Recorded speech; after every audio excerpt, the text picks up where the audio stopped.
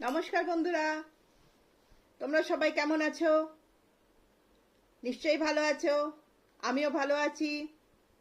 তোমরা গল্পগুলো শুনছো, কিন্তু কেউ কমেন্টও করছো না, লাইকও করছো না, কেন? একটু লাইক করো, শেয়ার করো, কমেন্ট করো।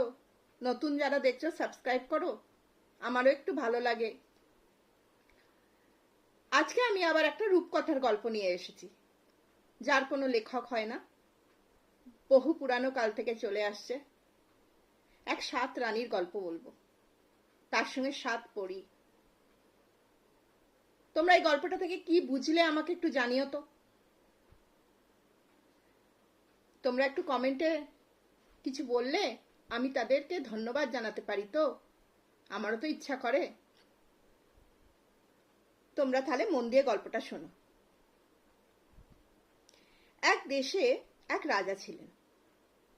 রাজার 7টা রানী। 7 রানী আবার 7 রকমের। প্রথম রানী, তিনি হলেন পাটরানী। পাটরানী ছিলেন খুব ধীর, স্থির, শান্ত স্বভাবের মানুষ। খুবই সুন্দর একটা রানী, খুব মেজাজি, কিন্তু খুব ধীরস্থির, শান্তভাবে কথাবার্তা বলেন। আর তিনি রেগে গেলেও কখনো তা বাইরে প্রকাশ করেন না। তাকে সবাই সমীহ করে চলে, গোটা রাজ্যবাসী, এমনকি রাজাও। দ্বিতীয় রানী, রূপবতী রানী। রূপবতী রানী খুব সুন্দর দেখতে, দেশ জুড়ে তার খ্যাতি। রূপবতী রানী অপূর্ব সুন্দর, তার রূপ। চাঁদের মতো মুখমণ্ডল, পদ্ম ফুলের মতো তার কোমল দুটি পা, সুন্দর আঙুল, ঠোঁটের রংটি এত সুন্দর, ফুলেরাও লজ্জা পেয়ে যাবে। তিনি সবসময় রূপচর্চায় ব্যস্ত থাকেন। দাসীরা তাকে সুন্দর করে প্রলেপ লাগিয়ে, ডাবের জল দিয়ে ধুয়ে, সুগন্ধি তেল মাখিয়ে, সুগন্ধি জল দিয়ে ধুয়ে, সুন্দর করে ধূপের ধোঁয়ায় চুল শুকিয়ে তার চুল বেঁধে দেয়। তিনি খুব শৌখিন। তৃতীয় রানী, গুণবতী রানী। গুণবতী রানীর গুণ মেলাবার, জুড়ি মেলাভার। তিনি রাত্রি শেষে স্নান করে গীতবাদ্য বসে যান, গান গাইতে শুরু করেন। তার সুরের মায়ায় সকালে প্রভাতে পাখিরা জেগে ওঠে। তার সুমধুর আওয়াজে গোটা নগরবাসী জেগে ওঠে। এতই সে সুন্দর গীতবাদ্য পারদর্শী ছিলেন। চতুর্থ রানী, বিদ্যাবতী রানী। বিদ্যাবতী রানীর বিদ্যার জুড়ি মেলা ভার।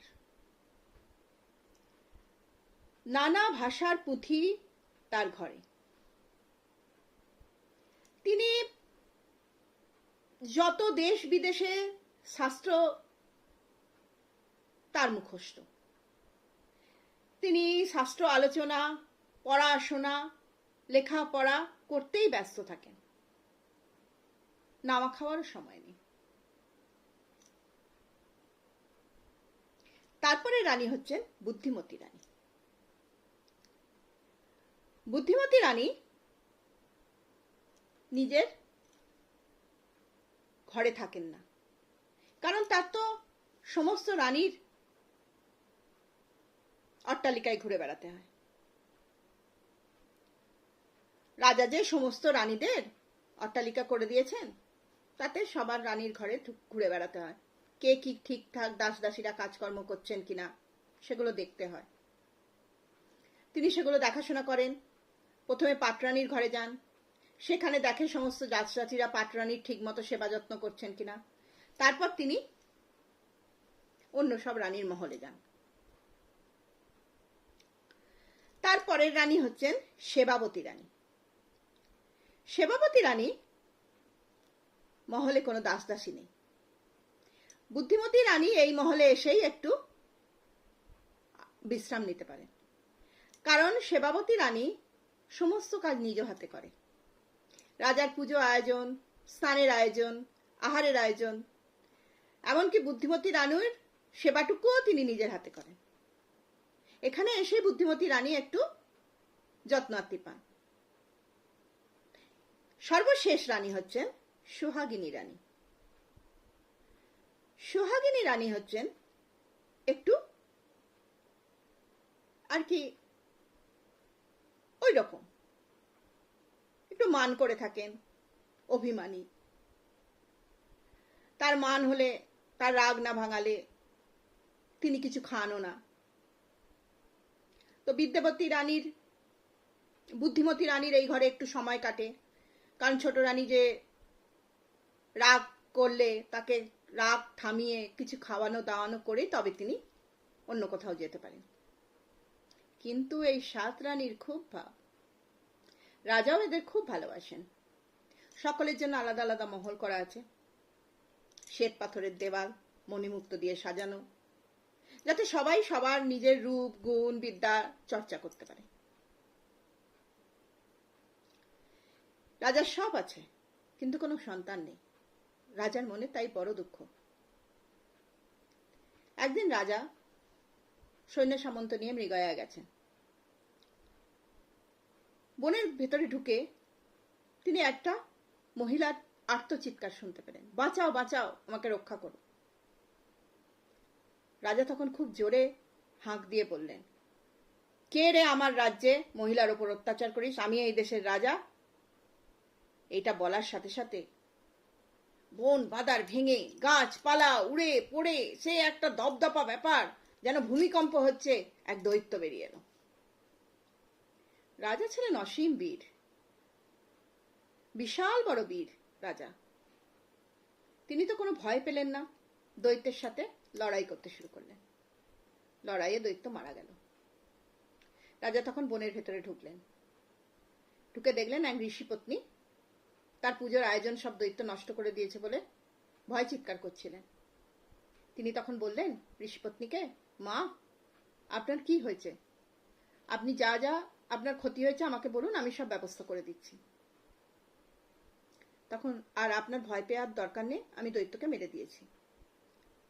তখন ঋষিপত্নী বললেন, আপনি খুব ভালো কাজ করেছেন, আমার ছেলের মতো কাজ করেছেন, তাই আমি আপনাকে আশীর্বাদ করি আপনার ছেলেও যেন আপনাকে এই আনন্দ দেয়। তখন রাজা বিষণ্ণ মনে বললেন, মা, আমার কোনো সন্তান নেই। তখন ঋষিপত্নী একটু দুঃখ পেলেন। কুটিরের মধ্যে ঢুকলেন, একটা ফল নিয়ে এলেন, এনে রাজাকে বললেন, কাল সকালবেলা পূর্ব দিকে মুখ করে রানীকে এই ফলটি খেতে দেবেন, কিন্তু ফলটিতে কোনো ছেদ না পড়ে, কাটা যেন না হয়, কোনো জিনিস ছিঁড়ে ফেলা না হয়, এই গোটা ফলটি যেন খায়। তাহলে রানীর বিশাল বীর এবং রূপবান ছেলের জন্ম হবে। সে বীর হবে অজেয়, পরাক্রমশালী, তাকে যুদ্ধে হারানো খুব মুশকিল। বেশ, রাজা এলেন সোহাগিনী রানীর মহলে। সোহাগিনী রানীর হাতে ফলটা দিলেন, বললেন যে ফলটা এরম ঋষিপত্নী দিয়েছে, তুমি খাও।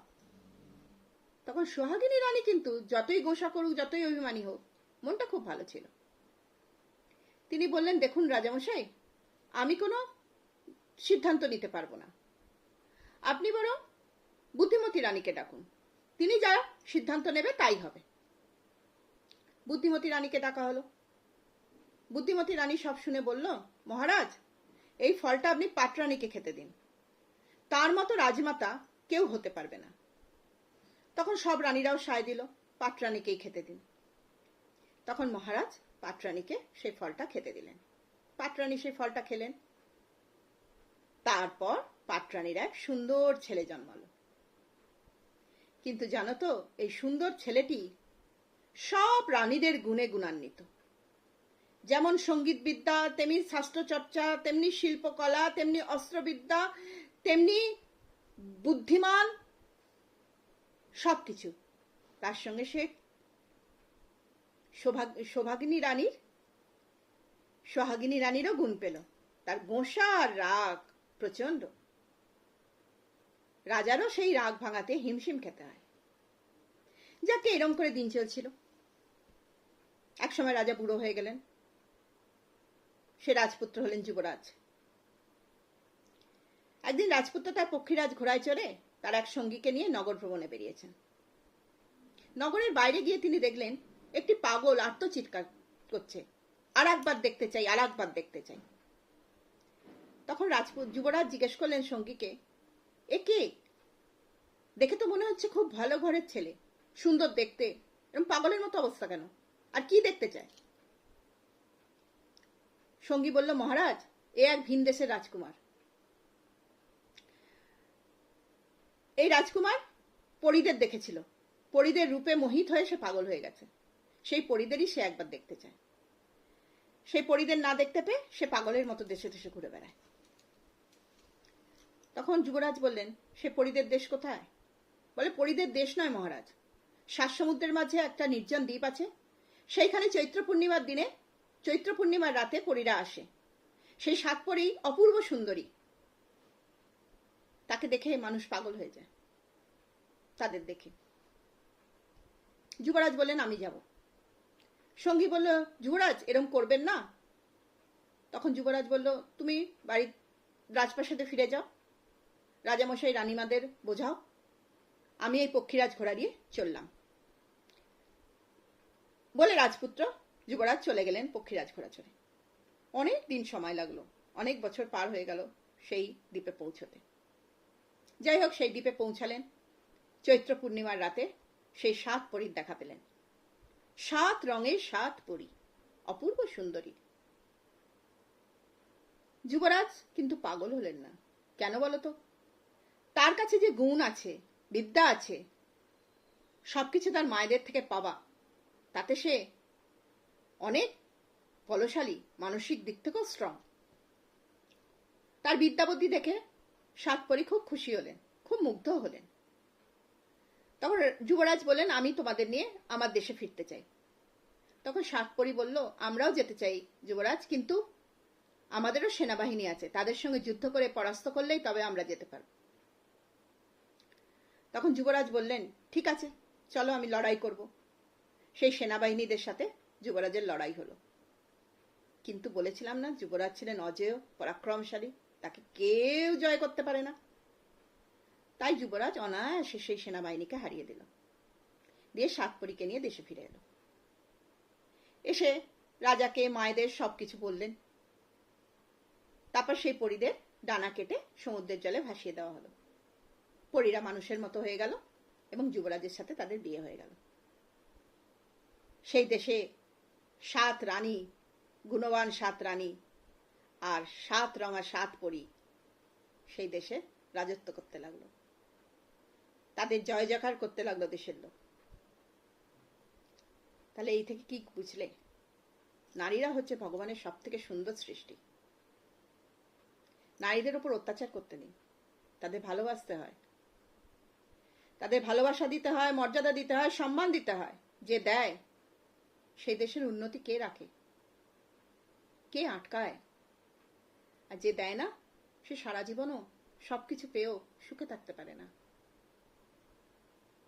আর জানো তো, এক নারীর মধ্যে সবকিছু গুণ খুঁজতে যাওয়া যাবে না, যেও না কোনোদিনও। সব নারীরই আলাদা আলাদা বৈশিষ্ট্য আছে।